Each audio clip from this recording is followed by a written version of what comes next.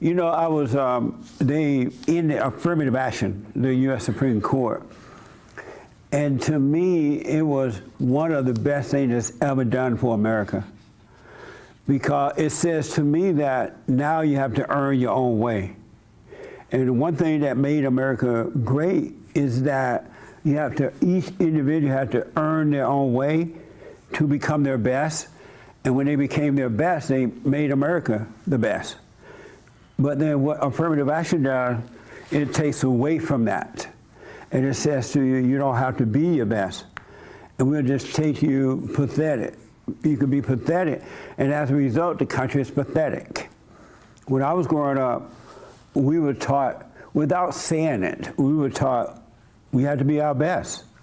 You got to work hard.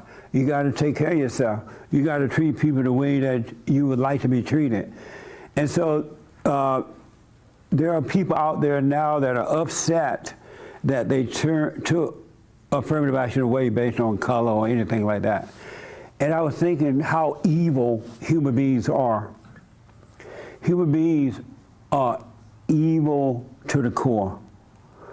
And the human suffering is mind-blowing to me.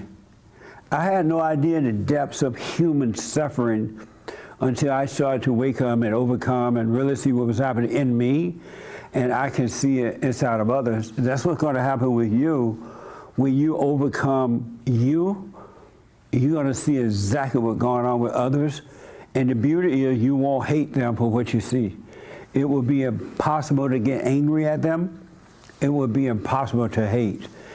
And I was watching how the media treat each other, how the media treat the government, and how the government treat the people. All lies, and just lie, lie, lie, and just everything, right? But I realized everybody, every human being treat each other the same way. You're nasty and mean and jealous and envious and strifeful and judgmental and have fear and doubt. And it's crazy the way it is. And what's so crazy about it, there are human beings that go out in families or anywhere and try to inflict their misery upon others, because it's not enough for them to be miserable. They got to get false life by inflicting them on others. I met with some people yesterday, and these people, about 4 or 5, maybe 7 of them, men and women, and they were like real close people, they thought. Family members, not my family, but family members. And the way that they talked to each other, and the way that they treated each other, I could believe it now. I would not have been able to believe it before. They were nasty with one another. They had tried to deliberately hurt one another. And what the father and the mother had done to the children was mind-blowing. The kid was crying and all messed up. And what I realized is that it came from their own world. They think that what they're feeling, their misery, their insecurity, their fear, their shyness, they think that it's from somebody else, but it's really in their own world. It's in them, it's not out there. It's inside of you. And yes, it's out there in that it's inside of other people, but it's inside of you. Everything that you are is inside of you. And human beings are evil. I had no idea that human beings are evil. And they were trying to get something from each other all of this time that neither had to give. And I was thinking this morning, they were trying to get love, they were trying to get appreciation, because they were like, oh, you don't appreciate me. And the wife like, you don't appreciate me. And they were going back and forth. You loved me when we first met, the wife said this to the husband. And the husband be like, well, I thought you loved me. And they both hate each other. They hate each other. And I'm looking at the kids just trembling in fear. But they didn't care. The parents did not care at all. They could care less how the kids were feeling. And then they were blaming each other about the way the children were feeling. not seeing that they had done that to the children, recreating that image over and over again. But what I realized, I said to them when we were ending the meeting, I'm like, look at, y'all trying to get something from someone that they literally don't have to give. There is not one person walking this earth that have anything to give you. And there's not one person walking this earth that's not thinking of themselves. They can care less about you. If you really examine yourself, everything you tried to get from, everything you were trying to give someone else, it was always about you getting something back. You have never given anyone anything without expecting something back, even if you were not aware that you wanted something back. If you gave someone a gift, you expect them to say thank you. If they didn't say thank you, you're going to talk about them. They're ungrateful. I ain't gonna never give you nothing else. Or you want a feeling from it. So if you give somebody something, you look at them so you can get a nice smile. You can see them feeling good about it so that you can feel good about it. But if you look at them and you notice that they didn't feel good about the gift, you would feel good about giving it. But if you had no ego, no selfish motive, whatever their reaction was, it wouldn't bother you at all, because it was something you just gave to them expecting nothing back in return. And that's how we're supposed to live. So when you get mad because someone is not doing it your way or acting the way you want them to act or giving some back, the problem is not with them, it's with you. It's really with you. Nobody has nothing to give. And in all honesty, you don't need anything from anyone. You just think that you do. It's all in the mind. And the only way that you go, man, it's nasty world out there. I've been fortunate enough to talk to a lot of people over the last 3 years now or so, and around the world. And it's the same spirit, it's the same hate everywhere.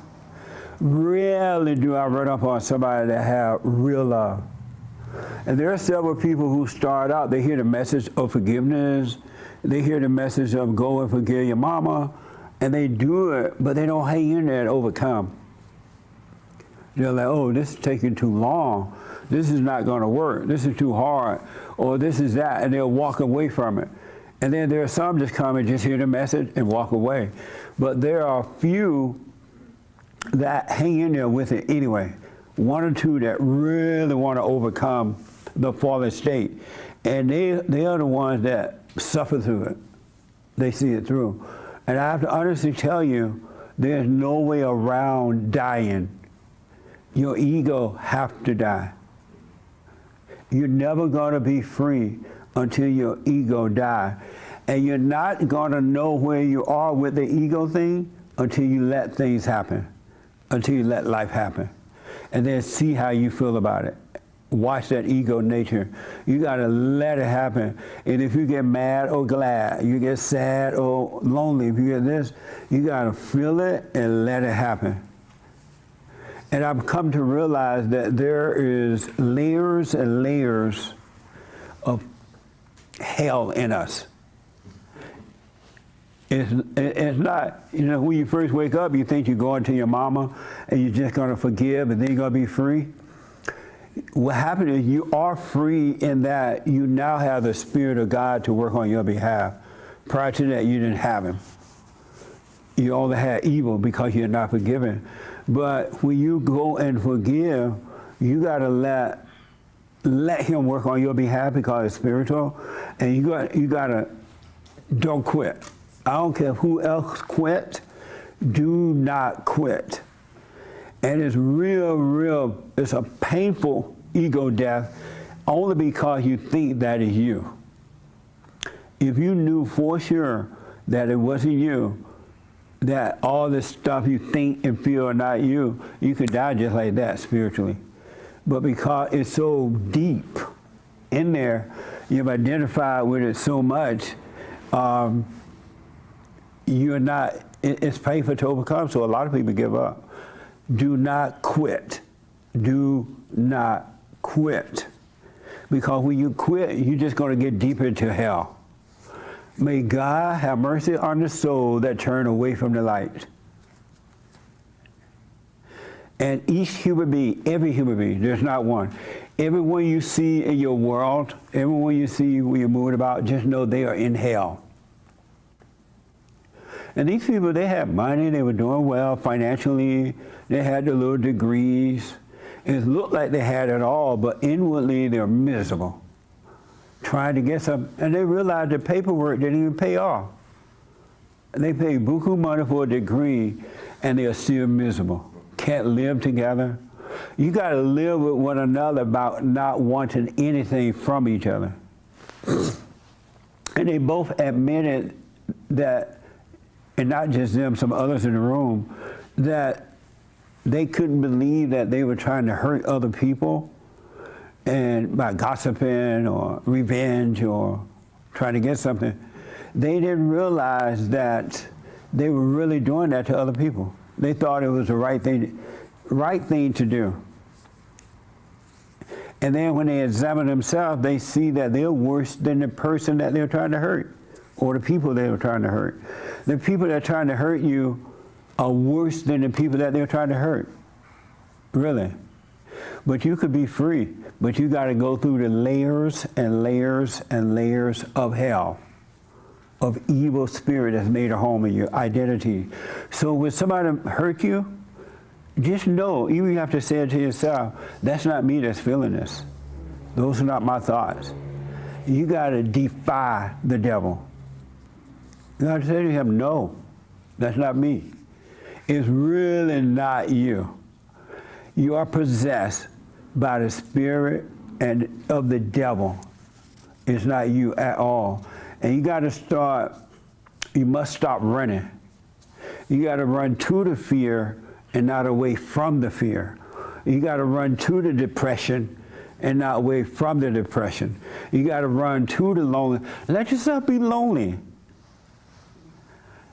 Be lonely. Just let yourself be lonely, at least for a day. It's going to look like you're dying in loneliness, but let it be and let yourself go through it. Don't turn on the TV, the radio, or anything until you get past that spirit of loneliness. And then you will see that that was never you. You're like, wow, I thought that was me feeling lonely. It was never you. I thought that was me telling myself I need to turn the TV on because I just can't handle it. The average person cannot handle sitting quiet and staring at the devil. You can't handle it, meaning staring at your thoughts. It is overwhelming. It is death. Christ had to go through it. Christ rose and then he died. We got to do the same thing. So when you see that you need to forgive your parents, especially mama, go and forgive them. That's the beginning, really, of life. But not being aware, because Satan tell you, oh, once you go and forgive, you're going to be free. That's a lie. The real you have to die. And I honestly want you to know there's not one human being that you can blame for your situation. There's not one. I don't care what has happened to you. There's not one. Except our parents. They let us down by not being spiritually right. They were of their father, the devil, too, so they passed it on. But once you see that and you go and forgive, whatever you feel, whatever you think, there's not one thing, one person that you can blame. I don't care. You can be raped. You could be beat up. You told Harpo to beat me. You could be robbed, whatever. You could be a murderer. You're to blame for being a murderer. Nobody else is to blame. And the interesting thing about this whole thing, and you'll see it if you stay with it, we are all possessed. It's not even us. And most people don't believe in spirits, right, in demons and things, but demons are a lie. The devil dwells in human beings. Otherwise, there wouldn't be so much misery on this earth. Everybody's miserable. There's not one, except a few who are starting to overcome, that has perfect peace. And perfect peace is forever. It doesn't disappear. It's not based on anything or anyone. It's not based on, you can have perfect peace. Don't let anyone tell you that you can't. Anyone that's saying you can't have perfect peace is evil. Anyone that's telling you Jesus is God is evil. Anyone that tells you that they are nice, oh, I'm a nice person, they're evil. They're evil. Anyone that say, oh, I'm so shy, well, they're telling you without realizing, I'm so evil. All that stuff is of the devil. That's not freedom. Anyone that has fear, anyone that lacks patience, anyone that has anger, Satan is your daddy. And he's ruling your life. And you're trying to get it. I heard some horrors. The devil is nasty too. Mean and nasty. Your own family member, mean and nasty. Why do you think they build an army for you? Why do you think against you? Why do you think they don't pray for you? When you look and see what's going on in the media and in government and in Hollywood and stuff, you're doing the same thing. But you don't think you're doing it. You think that they're doing it, but you're not doing it. Hollywood people treat each other horribly. All for a part in a TV show or something. All to be into a movie. They treat each other the same way everybody else treats each other. You may be fighting for a piece of cornbread, but they're fighting for a role in a movie. But it's the same. Yeah. It's the same spirit, just fighting for different things. And then they're miserable. They got all that money. And I've spoken to a lot of them. They have all that money, but they're as unhappy as you are. That's why they are killed to be on a film, to be on the red carpet and all that mess. It's a false ego feeling. But you could die from this and be free. But you got to face it in you. You are your world. You are the world. Control your world, you could be free. Overcome in your world, you could be free. And no matter what, I was talking to a friend yesterday, and we were talking about, I think he was telling me something like, all this stuff that's going on in the world, it looked like a setup, or something like that. Yeah, what did you say about that? I was just saying, don't you think that eventually it's going to come to violence? Oh, yeah. That's what he asked. And the reason you asked that was what? Because I don't know that I see people trying to get their lives right. I mean, I do, to some degree, right? But a handful. It appears that the majority are out of their mind. And I don't, even the people on the right. Yeah. They see... The churches and non-churches alike. Yeah. They're angry, they're mean, they do mean things. They're doing, when you look at it, they're doing almost the exact same thing, or at times the exact same thing as what we would say the opposite is doing. Yeah, it is. It's the same thing. And that's why they love arguing with one another, because both sides are wrong, and they love arguing with one another so they can feel like they're right, but they're wrong. Because when you're right, you don't have to argue about it. Why do you need to argue if you're right? You only need to argue if you're wrong. If you're right, there's no argument there. You're not going to fight with the devil. And I was telling the big devil want a war. They want us to fight one another. They literally want us to fight one another, because anyone with ego want to control, and they want to control. Just like in your world, you want to control somebody. Every human being with egos want to control. That's why you try to get what you want. You want to control. And so they want us fighting. Just think about this. Human beings are fighting over race. You know you got to be crazy. My color is better than your color. Your color made my color suffer. My color is this. Now you got to cater to. Now, just, ain't that like dumb? Yeah. You ain't got nothing to do with being black or white or anything. You came here that way. And it's just color on a wall, because you're not even your body. They got human beings seriously fighting over color. Smoke on that one. You gotta be crazy to have an argument with any human being about who is the best when it comes to color. So if the next person say, oh, well, we're the best. Oh, okay, you can have it. And see what happens. Stop arguing with the devil. And they want us fighting, so while we're fighting, they're taking away all our rights. That's what they're doing. They're not just sitting back there watching the fight. They're letting you do the fight while they're getting more perceived power. And that's what happens in these homes.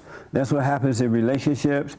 That's what happens in so-called friendships. While you're fighting, they're controlling you. They have power over you. Why don't you wake up? Aren't you tired of being miserable? So stop the fight. Don't fight with your wife. Don't fight with your girlfriends. Don't fight with your friends. Don't fight with your enemies. Don't fight with the devil inside of you. And see how they'll disappear. They got to go fight with somebody. They'll feel stupid and they'll go find some other idiot to fight with. There's a guy that called my show. He said he loved arguing. And so he called my show to argue. I'm not arguing with that idiot. What the? I know better now. Normally I would argue with him a little bit. But there's nothing to argue about. Stop the argument. You are your world. Take control over your world. You are the world. Each individual, you are the world.